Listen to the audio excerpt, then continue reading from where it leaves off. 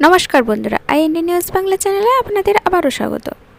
কৃষক বন্ধু প্রকল্পের সমস্ত কৃষক বন্ধুদের জন্য কিন্তু আবারও একটি নতুন খুশির খবর এলো। কৃষক বন্ধু প্রকল্পের নাম নথিভুক্ত সমস্ত কৃষক বন্ধুরা জানেন যে আমাদের রাজ্যের মুখ্যমন্ত্রী মমতা বন্দ্যোপাধ্যায় গত 12ই জুন কিন্তু টুইটার পোস্টের মাধ্যমে গোটা রাজ্যের প্রায় 1,05,00,000 কৃষকের অ্যাকাউন্টে প্রায় 2,900 কোটি টাকা কিন্তু ট্রান্সফার করেছেন।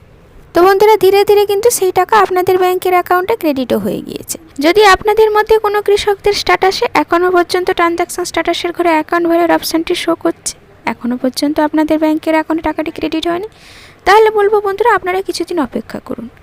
নইলে কিন্তু আপনাদের কৃষি দপ্তর অফিসে অর্থাৎ বিডিও অফিসের কৃষি দপ্তর অফিসে গিয়ে কিন্তু যোগাযোগ করতে হবে। তাছাড়া বন্ধুরা, কৃষকদের জন্য কিন্তু উঠে এলো আরও একটি নতুন তথ্য।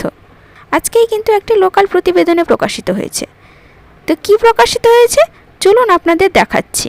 বন্ধুরা, 2024-25 খরিফ মৌসুমে সরকারের উদ্যোগে ধান কেনা নিয়ে গত মঙ্গলবার কিন্তু খাদ্যশ্রী ভবনে বিশেষ বৈঠক ডাকা হয়েছিল। কবে থেকে কিন্তু খরিফ মৌসুমের ধান কেনা হবে। তো এই বৈঠকে থাকবেন খাদ্যমন্ত্রী রথীন ঘোষ এবং শীর্ষ দপ্তরের আধিকারিকরা। বৈঠকের আলোচ্য বিষয় হিসেবে থাকবে ধান ক্রয় সংক্রান্ত 15 দফার বিষয়। এর মধ্যে উল্লেখযোগ্য হচ্ছে আগামী মৌসুমে সরকারি উদ্যোগে ধান ক্রয়ের লক্ষ্যমাত্রা নির্ধারণ। এ ব্যাপারে আনুষ্ঠানিকভাবে কিন্তু চূড়ান্ত সিদ্ধান্ত নেবে অবশ্য রাজ্য মন্ত্রিসভা। নিয়ে কিন্তু আজকে একটা মন্ত্রিসভার বৈঠক ছিল। চাষিদের কাছ থেকে কি পদ্ধতিতে ধান কেনা হবে তা নিয়ে আলোচনা হবে। আগামী মৌসুমের জন্য ধানের বর্ধিত ও ন্যূনতম সংগ্রহ মূল্য কেন্দ্র সরকার ঘোষণা করে দিয়েছে কয়েকদিন আগেই। তো বন্ধুরা, অক্টোবর থেকে যে খরিফ মৌসুম শুরু হবে সেখানে ধান কেনা নিয়ে মঙ্গলবার বিশেষ বৈঠক ডাকা হয়।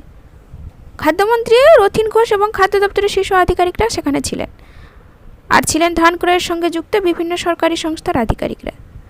ধান কেনার লক্ষ্যমাত্রা নিয়ে আলোচনা হয় সেখানে। এই ব্যাপারে চূড়ান্ত সিদ্ধান্ত নেবে অবশ্য রাজ্য মন্ত্রিসভায়। চলতি খরিফ মৌসুমে 70 লক্ষ টন ধান কেনার জন্য লক্ষ্যমাত্রা ছিল। এখনও পর্যন্ত কেনা হয়েছে প্রায় 51 লক্ষ টন ধান।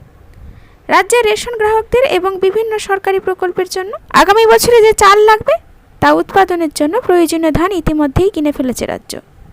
ধান কেনার প্রক্রিয়া নিয়ে এদিনের বৈঠকে বিস্তারিত আলোচনা হয়। অক্টোবর মাসে চাষিদের কাছ থেকে ধান কেনা শুরু হলেও প্রস্তুতির কাজ আগেভাগেই সেরে রাখতে চাইছেন খাদ্য দপ্তর।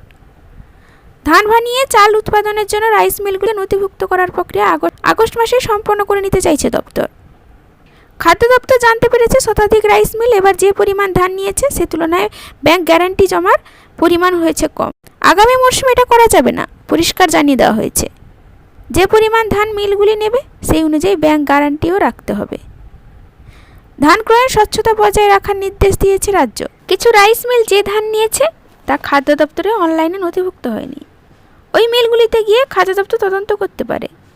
রাইস মিল মালিকদের সংগঠনের কার্যকরী সভাপতি আব্দুল মালেক জানান, স্বচ্ছ পদ্ধতিতে ধান ক্রয় এবং চাল উৎপাদনের ব্যাপারে খাদ্য দপ্তর যে ব্যবস্থা নেবে সংগঠন তা সমর্থন করবে।